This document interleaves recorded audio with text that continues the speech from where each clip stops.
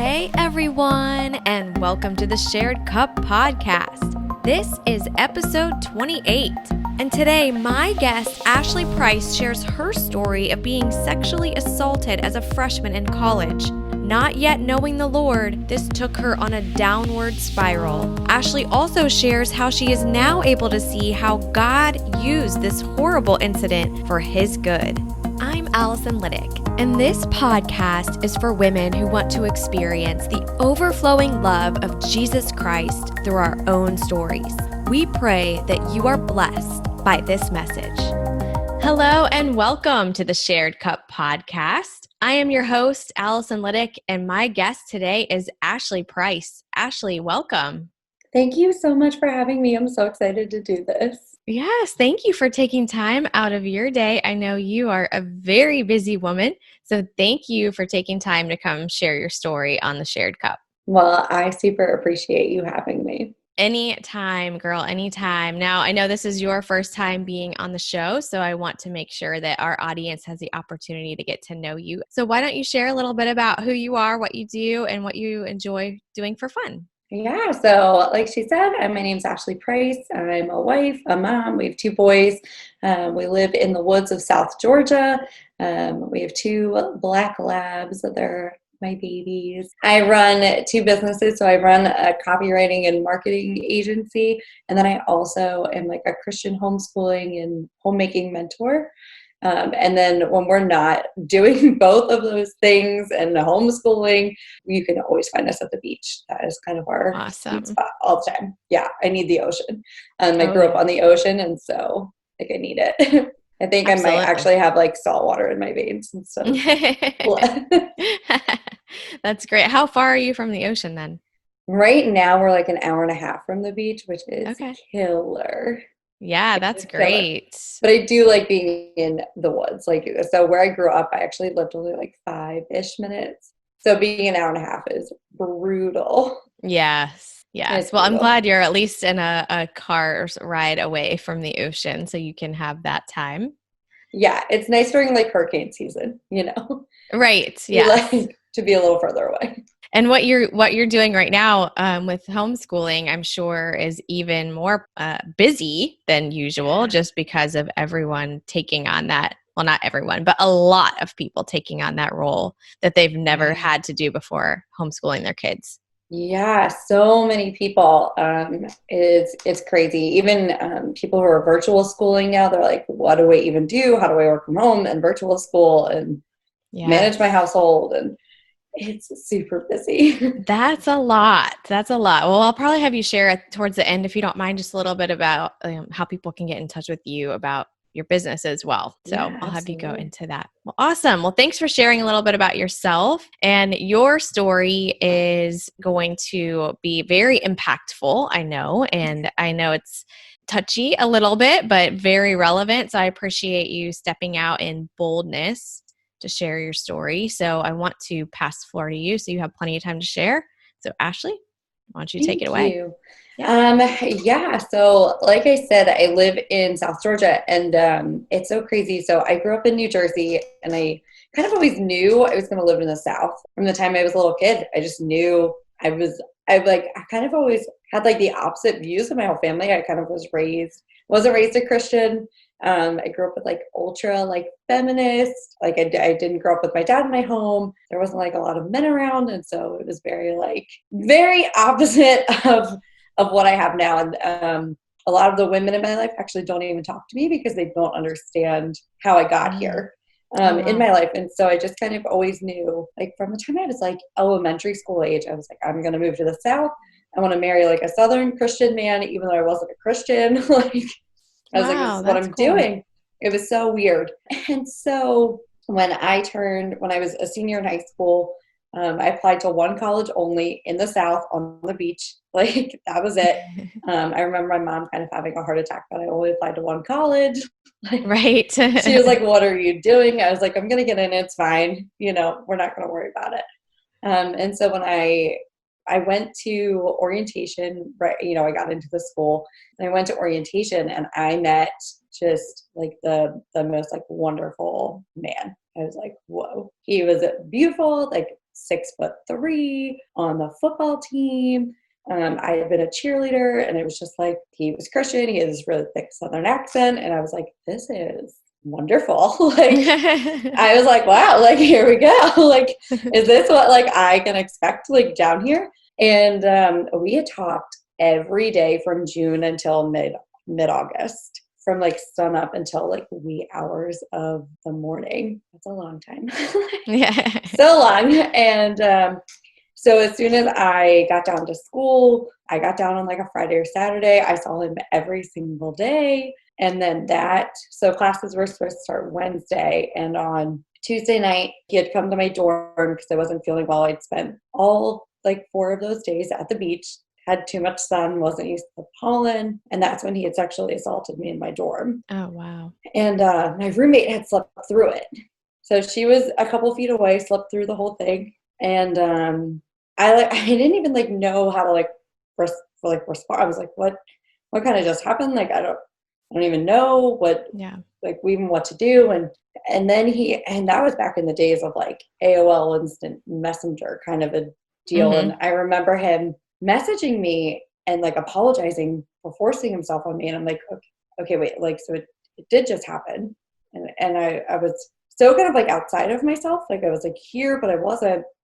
Then I'm like, all right, I'm going to go for a drive. Like, I need to like figure this out. I drove around in a new state, had no idea like where I was, what I was doing. And I called one of my friends who was a cop, and I'm like, I think this just happened. Like, I don't even like, what am I supposed to do? And he was like, you need to report it. And I'm like, to who? Like, what, who do I call? Like, what, I mean, I'm on campus. So who am I? Do I call campus police? Do I call like, how does this work? And he's like, yes, call campus police. And I was like, okay. He's like, or report it to your RA. And I'm like, okay, well, I met her and she wasn't like the nicest. And now it's like 2:00 in the morning. Like, I don't want to wake her up. That seems very inconsiderate. And he was like, that's her job. I'm like, yeah, but I don't want to be inconsiderate. He's like, you were just sexually assaulted. Like, you're allowed to be a little bit inconsiderate here. Yes. I'm like, no, it's okay. Like, I don't want to do that. So I called campus police and waited outside for them, and they tore my dorm room apart. Took my sheets, my laptop, my cell phone. My roommate still slept through the whole thing. Oh my gosh. And we were like in those, those dorms where like, and we had really nice dorms. Like, we had our own bathroom and all these things. And like, she was only a couple of feet, slept through the whole thing. The cops like noted that. They were like, this is very bizarre. Turns out she was on some like seizure medication that caused her to like heavy sleep at night so she wouldn't have seizures.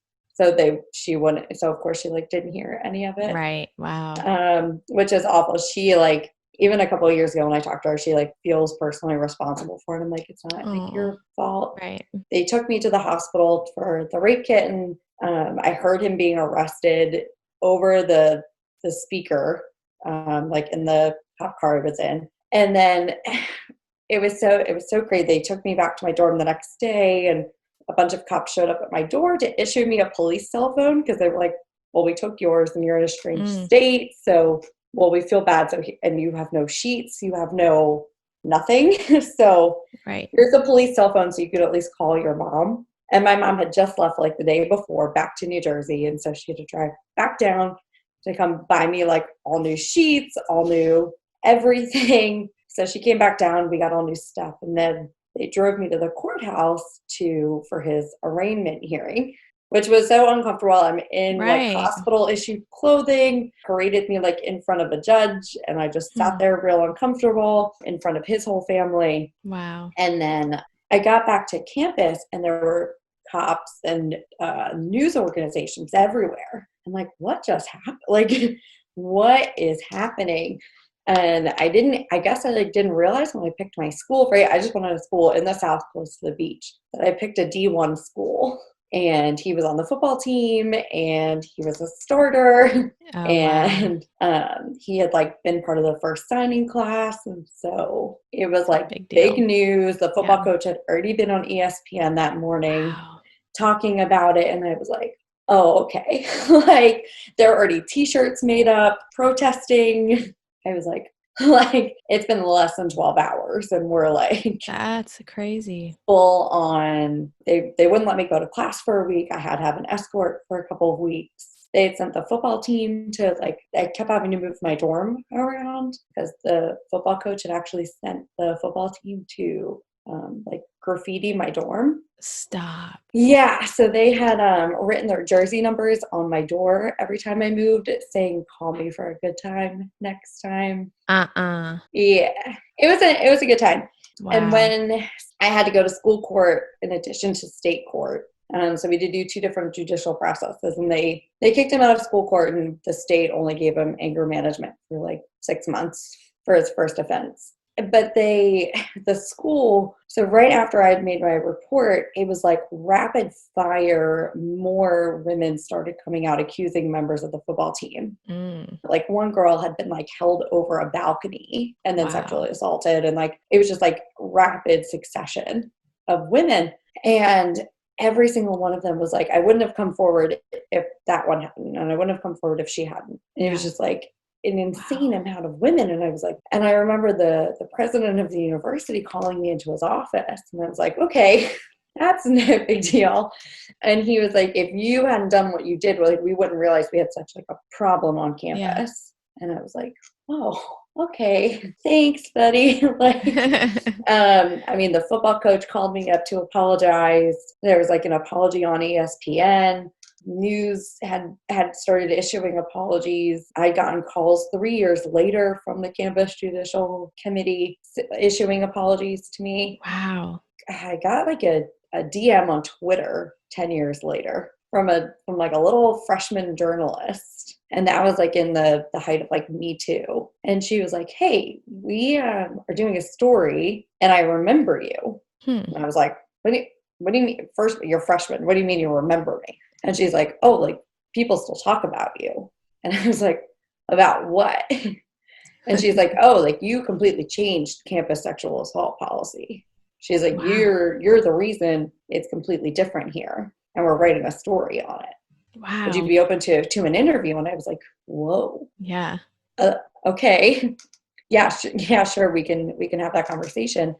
And it was just so amazing too. She's like, we've gotten way tighter and there's been way more education, and there's been, the numbers have gone down on sexual assault and all of these things. And I'm like, whoa, all because I spoke out, and less women have been sexually assaulted. Like, yeah, it's mind boggling to me to see the way that God kind of used that. Absolutely. As horrific as it was. Yeah. And it was bad. Like, yeah, it felt like the whole area was like against me. Right. I mean, ESPN was like performing reenactments on ESPN of what they think happened to me. Wow. What in the world? Oh yeah. Oh yeah. It was a good time. There was like hundreds of pages of comments of people like demanding to know where I was so they could do it again. What? Like, it was vile. Was it fans? Yeah, fans of the team. People were literally like crawling through bushes on campus to try to figure out where I live. And you were in a state with no family or anybody around you. Yeah, I didn't know anybody there. And so I was like constantly being moved around because they were like, we don't want you in one location too long. Yeah. So I'm like, here I am just like trucking all my stuff along campus. Girl. Like, here I go, just moving along. No big deal. But as hard as it was, I'm like, at least something super positive came from it. And like, as awful as it was, I can see how positive it was. Right. And I can see what God did using that experience. If it had to be that bad for me, like maybe it doesn't have to be that bad for anybody else. Man, girl. So what did you do during that time to get through? I was a mess. I drank so much every single day. I would drink like a bottle of Captain Morgan every day. I was sleeping around with everybody so I could feel kind of in control a little bit, like, because I didn't want to say no because I was afraid of what happened when you say no. I started doing cocaine a little bit. And then when I was 24, that's when I became a Christian. And it was like my whole life changed. Wow. So you were going through all of that, not yet a Christian. Yeah. So you left home pursuing something that God put in your heart, like you're going to go to the South, you're going to marry a Christian man. you were Yeah. not a Christian. And then this happens to you. Yeah. You're bold. The world's against you. Yeah. You're resorting to what most people do if they don't have a close relationship with God, any type of comfort or escape. Yeah. Right? Yeah. I felt like I wanted to die. I was like, Wow. this is terrible. Like So tell me about when you came to know Christ. it was so weird because it was like my whole life growing up, I had Christian neighbors and they would invite me to things my whole life. And then I went back home for a little bit and they invited me to a Bible study. And it was like my friend's parents, right? Like they didn't even have kids at home anymore. And they knocked on my door and they invited my grandmother to a Bible study. And she was like, no, like she had her own bad experience in like the 60s with a priest. And so she was like, no, I'm okay. And so they asked me if I wanted to come and I'm like, nope, I'm good. And she was like, listen, first of all, I know you're home because I can see your car's home during that time. She's like, second of all, I have snacks. And I will feed you. She's like, and you're a poor graduate school student. She's like, so just come over.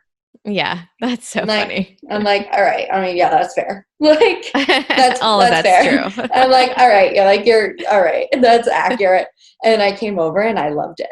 I loved it. I loved being with them. I loved everything I was hearing. And I was like, okay, yeah, like I'm here. Like I'm in it to win it.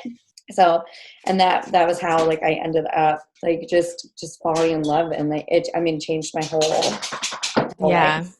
Wow, that's so cool. So cool. And then ended up moving back south, like met my husband at church, like, and he's from the South, and ended up there you go. Knowing, God fulfilled the promise that I had in my heart like a long time ago.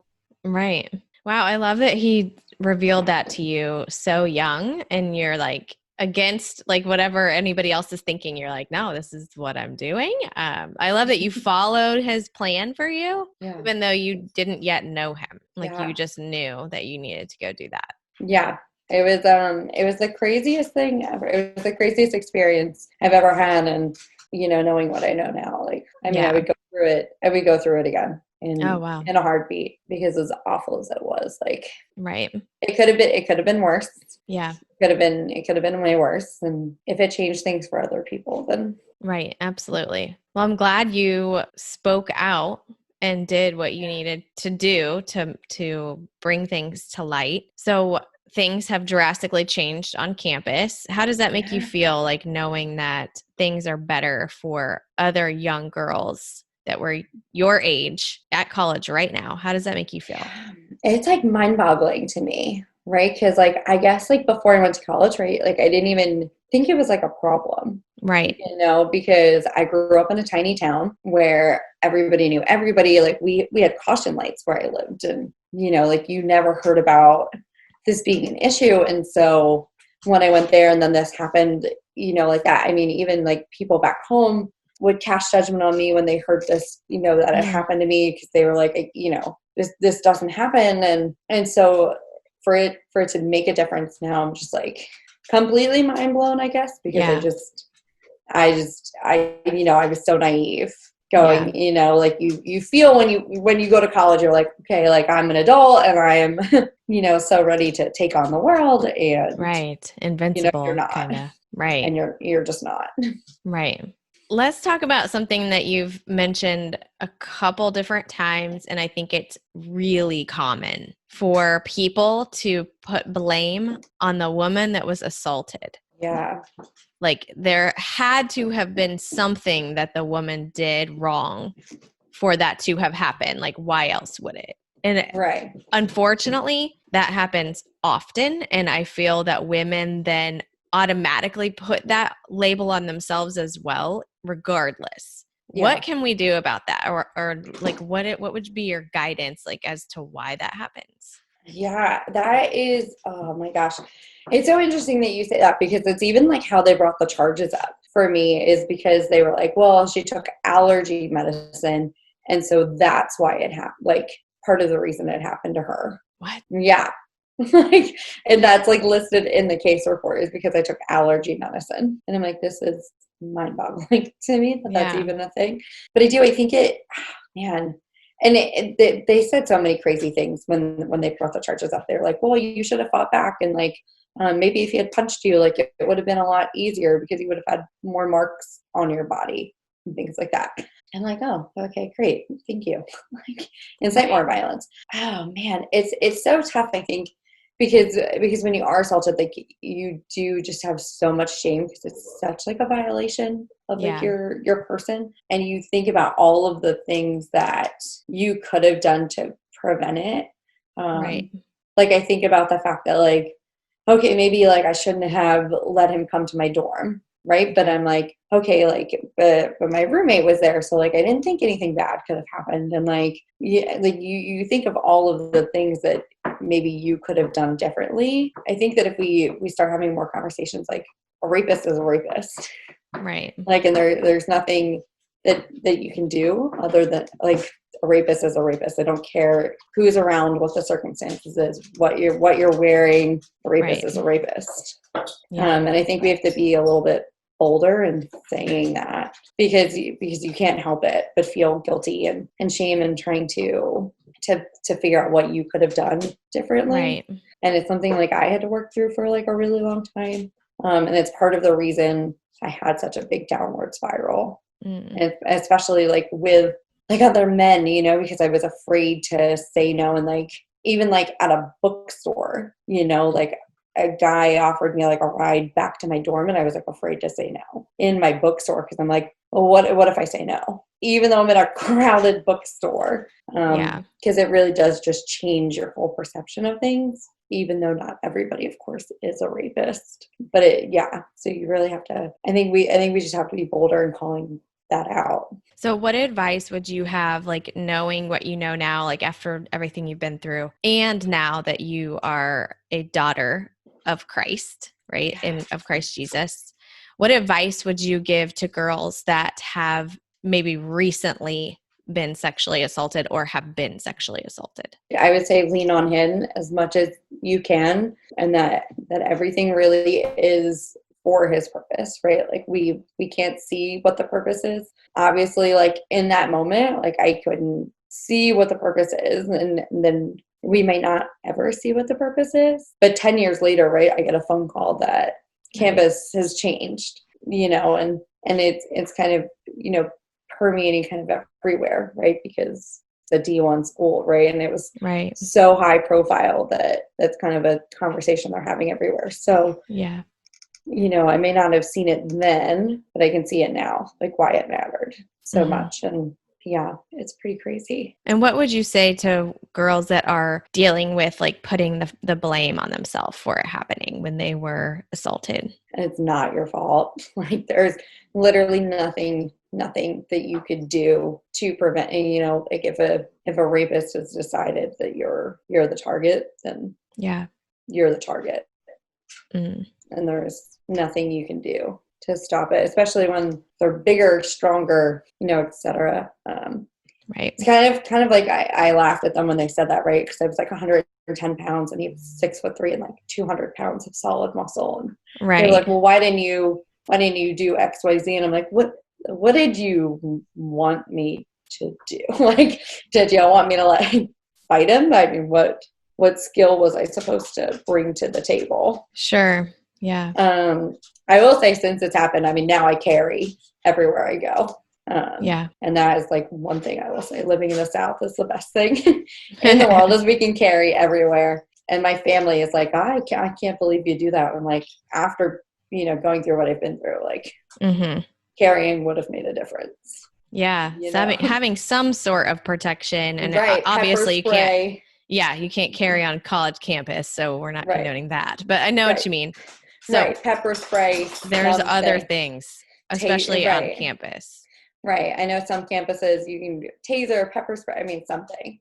Have some sort of. I know they say like don't pretend to be on your phone, right? Like I know some people will do that and be like, oh, like I'm pretending to be on my phone, like. No, don't do that. You're distracted. Don't look distracted. That just makes you a target. Oh, wow. That's good advice. Yeah, take the self-defense classes that they offer. You know, there's a ton there's so many of them. There's a company, I think it's called like Damsel in Defense or something like that. Okay. And they sell like self-defense things that are, concealed, like pepper spray and things like that just for women. And like purses where you can like, very easily stick your pepper spray in somewhere that's like easily accessible, or a jacket, or they make like t-shirts where like a pepper spray will just fit like in a secret little pocket. That's and it's good advice. It's so sad that we have to think about that, Right. I think that, starts at home and, the way that we're raising our kids. We hear all the time, to teach our girls not to be like victims and how to defend themselves. But I don't know. I have 2 boys and I'm like, I need to teach them very hardcore to like respect women. And Yes. I mean, ultimately it's a heart issue, right? Like if someone is a predator of women, it's a heart issue. So raising our children, although I know you said he's a Christian boy, so it's like, man, yeah, you got to get to those core issues going on in a kid and know them, Yeah, that was a big part of his defense. Is he told them, I'm a Christian, I'm in love with her, this was my first time, and they kind of bought it hook, line, and sinker. And Yeah. it's like, I'm like, none of those are Christian values. Right. And that was before I was a Christian. I'm like, I can tell you right now, none of those are Christian values. That doesn't line up. Does not line up. I'm like, that doesn't sound true to me at all. No. So do you happen to know, because I feel like this is a common thing that's just kind of not discussed. And obviously as people have just sent their children back to college or to college for the first time or are preparing to send them soon, do you happen to know how common this is on college campuses right now? Yeah, it's a pretty scary number. 1 in 5 women will be sexually assaulted in college. 1 in 13 men are sexually assaulted. And then it's every 21 hours, actually. Wow. And then 8 in 10 actually knew their attacker. Oh, wow. So Yeah. that's information that is really helpful, I think, to know. Like, just because you know somebody doesn't mean you're safe. Yeah, and that's right. And I feel like it's usually right. It's things like that, right, where it's they got you super drunk, or right, it's date rape drugs. Right.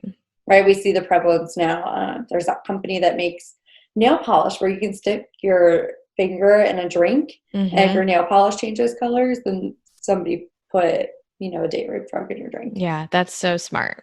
Yeah, so smart.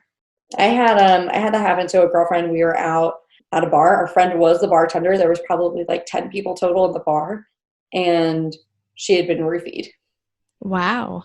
And I was like, I don't understand. We were like, I don't even understand how this even happened. Right. And we're like, I'm truly confused how this happened. And everybody was local. We're like, wow, that's crazy. Like, I just don't understand how this even happened to her. Thankfully, I'm the one that took her home, but we're like, this is right. That's scary to me. Right. Yeah. So we're like, it had to be somebody that we knew, and that was before, of course, that they made these fancy things. But right. So girls, get the fancy things. Like, you need it. They're available to you. But, and like you said, you hate that we have to do this, but it is reality, and it's better to be smart and aware than to go along like pretending like this is not a thing. Like, it's a thing, and we need to be prepared to encounter that situation, right? Yeah. Buddy system, Right. Yep. I tell my kids, buddy system everywhere you go, Yeah, that's good. I know. That's so smart. That's a good habit. Yeah. So at the time that you went through this, I know that you were not a Christian, but you said that you kind of see how God was working. So looking back after you were saved, how do you feel like you saw God work? And were there any verses that stood out to you about this? Yeah. I mean, so I really feel like God definitely protected me through all these things. Like I definitely the way that I drank and did drugs and so all these things, the fact that I'm even still here is mind boggling to me. Yeah. Like, and I'm even here to tell my story and the way that I came out of it and the way that other people have been able to speak out. And it's crazy to me Yeah. the way that everything has just kind of played itself out. But Ephesians 2:10, I feel like, has been kind of my faith. And it says, "For we are his workmanship, created in Christ Jesus unto good works, which God hath before ordained that we should walk in them." That's good. Yeah. So, I mean, God just knows everything we're going to go through, and they're just created with a purpose. And, the purpose is good. Yes, it Whatever is. it is, the purpose is good. And I feel like now I'm just like, all right, every time things are hard, I'm like, all right, there's a reason, Yeah. there's a reason that it's hard, and it's going to be okay. And I know it can be hard when we're in the midst of it to see, Yeah. like you had said before, like you might not ever see, but there was a reason and God will make it. That's his promise to us. Yeah. Is that what the devil meant for harm, he will use for good. That's just his promise, and he keeps his promises. Yeah, that's the one benefit, right? Like, it's the one man He's you a can count promise on. keeper. That's right. Right. He doesn't lie. He keeps his promises. We get new grace, new mercies every day. Like it's amazing.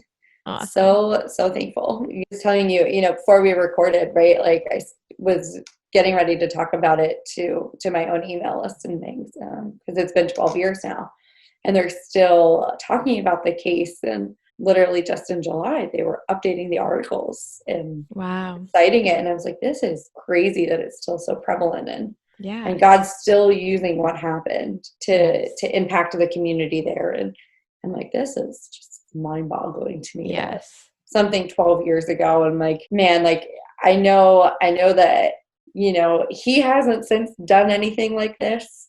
At least he hasn't been caught doing anything like this. And he still lives in the area, and he's got a successful job and a wife and all these things. I'm like, man, like that has to be rough too, like seeing this mistake like haunting him too, over and over and over again. Like, and I know I've reached out and extended forgiveness and tried to mend that bridge with him too. And I think him and I are kind of in an okay spot. But I'm like, man, that has to be awful to just see this over and over and over again, and just how it's like impacting your community over and over and over again.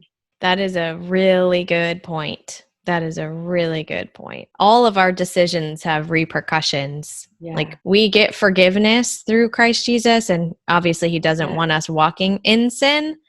Yeah. But it doesn't mean we're going to escape the consequences. And the consequence of his sin is public. Yeah. Like it's going to be there. Yeah. So. And I'm just like, wow, like if you had picked a different school, if you had picked anything else, like it probably wouldn't be this way. Right. Well, I'm glad that obviously I'm not glad this happened to you, but you did the right thing in stepping out and reporting it. And like you said, all those other women came forward. The devil was exposed of the work that he was doing there on that campus. And who knows how many women were saved because of that, right? So that's kudos to you. Thank you. Yeah, for doing that. I know it took a lot of courage, and the fact that you were alone there, like that, I'm proud of you for what you did, because that takes a very strong person to be able to do that. So good job. Thank you. Thank you. It's hard doing it, because it was, his defense team, tore me apart. Every life decision I've ever made, pictures, printouts, everything just displayed, which you're not supposed to be able to do, but of course they do. And they will just try to rip your character to shreds. And that's horrible. Printed in the newspaper for the whole world to see. And it's not easy to do. The devil definitely does not want, you exposing what he's doing. Oh, he hates that. He hates it. He hates it. That's what we're here for, though. No, he hates it. He definitely hates it. And I can definitely see now how he is like trying to stamp out any little bit of light that people have. And I see it now every time I speak out about, atrocities that I see going on or something like that. He's like, nope. He doesn't like being exposed. He's the master deceiver. He wants to slide under the radar, right? But us as Christians, we're like, we're not going to No, let sir. that go on, mister. Right. That doesn't So work good for me. job, because you're exposing him right now. So good Right. job. Any other advice for women or just anything else that you want to share with our listeners before we call this episode a wrap? I would say just always kind of be aware of your surroundings and just lean on God all the time. Yes. As much as all the time. Yes. All the time. So if you're not sure what she means by that, it means all the time. You lean on God. All the time. There's a verse about that. Right. All the time. Right. Yes. Very good. And truly be aware of your surroundings. So always looking around at, somebody that might be following you or anything, because things are extra shady now. I feel like it's just getting worse and worse and worse as far as the threats are concerned to women. So we need to be aware of that from little girls on, and men apparently, which is something I didn't even consider, but they're on the stats for college sexual assaults. It's terrifying. So we need to be aware and just be praying to God, thanking him for his protection. And I'm so thankful that, like you said, he protected you through all of this and used it to glorify himself in what you're doing right now and sharing your story and to protect all these women. So thank you so much again, Ashley, for stepping out in boldness and faith. Thank you for having me. Absolutely. Ashley, thank you again for sharing. Now, I know some people might have questions for you or want to maybe talk about this with you in private. Would you be open to people reaching out to you through email or something? Yeah, absolutely. What's the best email for you? Yeah, so my email is ashley@pricelesslyimperfect.com. I know that's a mouthful. I love that, though. Pricelesslyimperfect.com. All right. Yeah. Took my husband like a while to figure it out, and then he was like, "Oh yeah, our last name is Price." Like that. It's very creative. I love it. Yes. And then real quick, I do want you to be able to share, because you shared at the beginning about your business and what you do with mentoring for homeschooling, to Christian homeschooling. And a lot of people are now finding themselves to be homeschool teachers, and they never thought they were because of this pandemic. So how would someone get in touch with you about your business as well? Would it be the same email? Yep, same one. All right. Yeah. Will you say it one more time? Yep. It's just ashley@pricelesslyimperfect.com. All right. Thanks, girl. Thank you. All right. Well, to all of our listeners, thank you for tuning in. Please like, share, and subscribe. Leave Ashley a comment to let her know that you appreciate her. And don't forget to tune in next Thursday at 9 a.m. for another episode of The Shared Cup. But Ashley, thank you again for joining us. Thank you so much for having me. Thank you for joining us today for the Shared Cup podcast. Don't forget to subscribe and remember that each one of us has a story that shows the overflowing love of God. If you want to be a guest on our podcast, put a comment below and we'll send you the link to apply. Have a blessed day and thank you so much for joining us.